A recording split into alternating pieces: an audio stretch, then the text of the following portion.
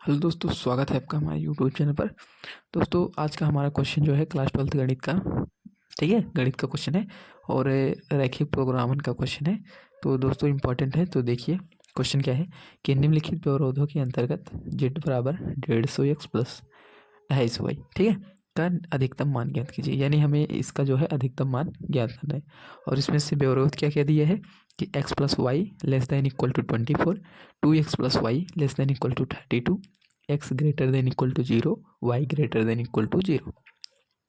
तो दोस्तों ये तो हमारा क्वेश्चन हो गया। अब हम सोल्यूशन पर बढ़ते हैं। तो सबसे पहले जो दिया है हम उसी को लिख लिए, ठीक है। अब क्या करना है हमको, इसी को हमें जो है बराबर के रूप में लिख देना है, ठीक है। ये हो गया मेरा दोनों बराबर के रूप में, दोनों समीकरण। आई होप आप समझ रहे होंगे। तो इतना हो गया। अब देखिए, अब इसमें से हमें जो है पॉइंट यानी बिंदु निकालने होंगे। ज़्यादा नहीं, हम दो तो सिर्फ बिंदु निकालेंगे, बाकी और कुछ नहीं करेंगे, ठीक है। देखिए, अगर हम यहाँ से पहला बिंदु निकालें, x बराबर अगर हम 0 रख दें, ठीक है, तो y बराबर हमारा कितना आ जाएगा 24, यानी ये हमारा पहला बिंदु, ठीक है। और उसी तरह से अगर हम y बराबर 0 रखें तो हमारा x बराबर 24 आ जाएगा। आई होप ये तो आप समझ गए होंगे, बहुत ही सिंपल था। उसी तरह से इस समीकरण में अगर हम x बराबर 0 रखें तो y बराबर हमारा 32 आ जाता है। और अगर हम y बराबर 0 रखें तो हमारा x बराबर आ जाएगा 16। तो ये तो हमारा इतना हो गया, ठीक है दोस्तों। अगर हम, ये तो हो गया हमारे दोनों समीकरण से मतलब जो बिंदु आए हैं। अगर हम इन दोनों समीकरण को आपस में सॉल्व करें दोस्तों, देखिए इसको 1 मानकर इसको 2 मानकर अगर हम दोनों को आपस में सॉल्व करें तो हमारा एक ऐसा मान आएगा जहाँ पर दोनों रेखाएं यानी दोनों समीकरण आपस में क्या करेंगे, प्रतिच्छेद करेंगे, ठीक है। ध्यान दीजिएगा, प्रतिच्छेद। तो अब इसको आगे हम सॉल्व करेंगे। तो देखिए, यहाँ से अगर हम निकालें तो x बराबर क्या निकाल लेते हैं, सॉरी y बराबर निकालते हैं। तो y बराबर अगर हम यहाँ से निकालें तो 24 माइनस एक्स आ जाएगा। और इस मान को ले जाकर हम समीकरण 2 में रख दें। देखिए, समीकरण 2 से, तो हमारा समीकरण 2 से क्या आ जाएगा दोस्तों, 2x और y की जगह पर हम यही मान रख देंगे, 24x माइनस एक्स बराबर 32। यहाँ से ये तो घटेगा, बचेगा x, और 24 इधर आकर 32 में से घट जाएगा, कितना आएगा, 32 में से 24 गए 8, तो ये हो गया हमारा x का मान। और इस मान को लाकर हम यहाँ रख देंगे, ठीक है। तो यहाँ से आएगा तो y बराबर क्या आ जाएगा, 24 में से 8 गए 16। तो आप देख सकते हैं दोस्तों, यहाँ से आगे हमारा पॉइंट 8 और 16, यानी दोनों समीकरण का प्रतिच्छेद बिंदु मैं लिख देता हूँ यहाँ पर। प्रतिच्छेद बिंदु क्या आ गया हमारा 16, 8 16, ठीक है। ये हमारा प्रतिच्छेद बिंदु हो गया। ये तो हमारा सारा बिंदु हो गया दोस्तों। अब सबसे इम्पोर्टेंट है इसको ग्राफ पर दर्शाना। तो मैं ग्राफ बना के रखा हूँ। सिंपली मैं एक क्या करूँगा दोस्तों, एक वीडियो में भी ये ग्राफ लगा दूंगा, ठीक है, जिसको आप देख सकते हैं कि मतलब कैसे कैसे हुआ है। बाकी मैं आपको यहाँ पर दिखा रहा हूँ। देखिए, ये हमारा ग्राफ है, इसके अकॉर्डिंग मैं आपको दिखाता हूँ। देखिए, यहाँ से ये हमारा पहला था 0 24 और 24 0, ठीक है। तो ये हमारा है 24 0 और यहाँ पर 0 24, यानी ये जो रेखा है क्या नाम है इसका, x प्लस वाई बराबर कर दें बराबर 24, ये रेखा हो गई। और यहाँ से 2x प्लस वाई बराबर 32, ये हमारी दूसरी रेखा। तो ये दोनों ग्राफ हो गया, ठीक है दोस्तों। अब इसमें से ये होता है कि मतलब हमारा जो कौन सा क्षेत्रफल हमको लेना है, तो ये भी एक प्रॉब्लम हो जाती है। तो आपको करना क्या है दोस्तों, देखिए, यहाँ से जो समीकरण आपको दिया गया है ऊपर, उसमें क्या करना है, आपको चेक करना है, वो भी 0 0 रख कर। आपको क्या करना है, x बराबर 0 और y बराबर 0, ठीक है। x बराबर 0 और y बराबर 0, दोनों का मान 0 रख देना है। और उसको ऐसे देखना है कि मतलब वह गलत दिखा रहा है कि सही।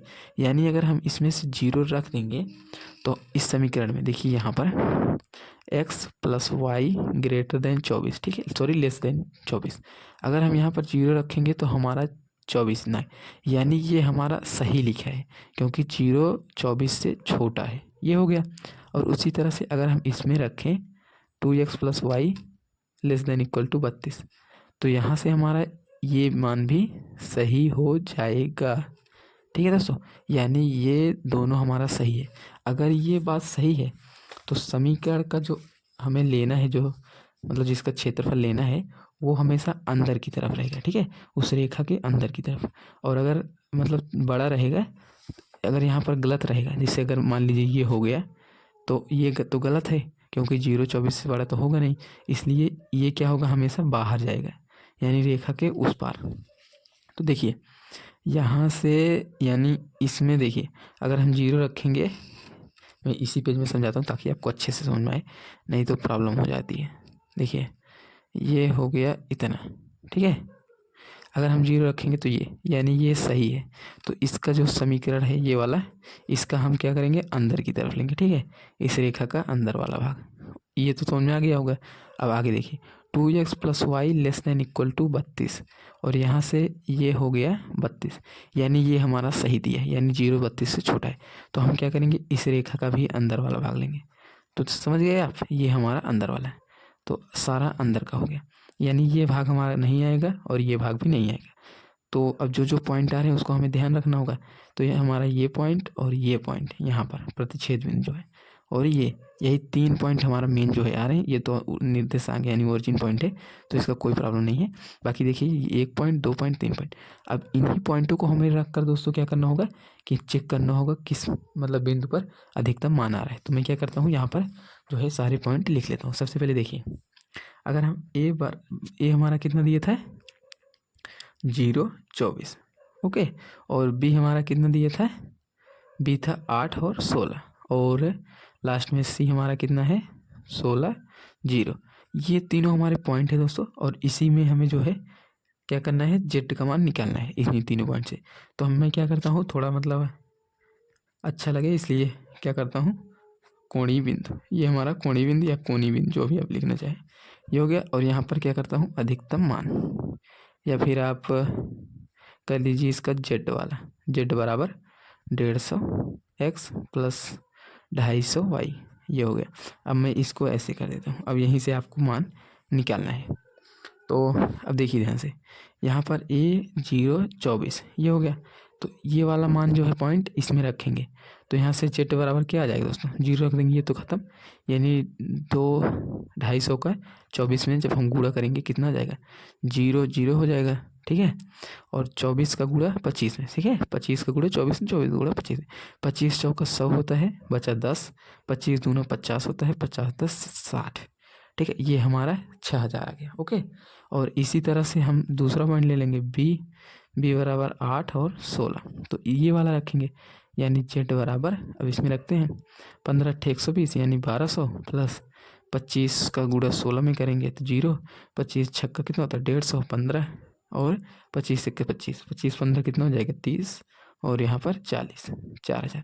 इसको ऐड करेंगे कितना आएगा, 2 0 तो वैसे ही हो गया, 4 ये और ये, यानी 5200, ठीक है। ये तो आ गया 5200।